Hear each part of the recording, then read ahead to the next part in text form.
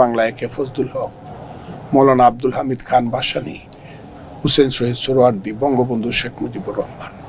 স্বাধীনতার আগে এই চারজন হলো শ্রেষ্ঠ লিডার এবং ফাইনাল খেলার ক্যাপ্টেন। মুক্তিযুদ্ধ স্বাধীনতা সংগ্রামের ফাইনাল খেলার ক্যাপ্টেনের নাম হলো বঙ্গবন্ধু শেখ মুজিবুর রহমান।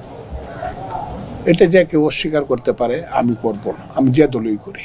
বাঙালি জাতির রাষ্ট্র সৃষ্টি করার জন্য যে যুদ্ধটা আমরা শুরু করেছিলাম, যদি আপনি স্বাধীনতার সংগ্রাম বলেন, সেটা অনেক আগের ব্যাপার।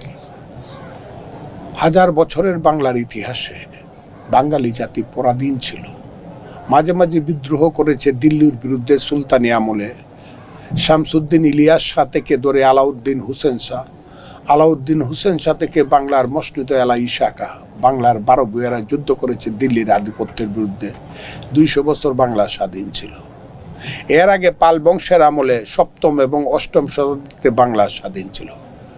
তারপরে মুঘলেরা আসলো, পাঠানেরা আসলো, বাঙালির যুদ্ধের কোনো শেষ হলো না।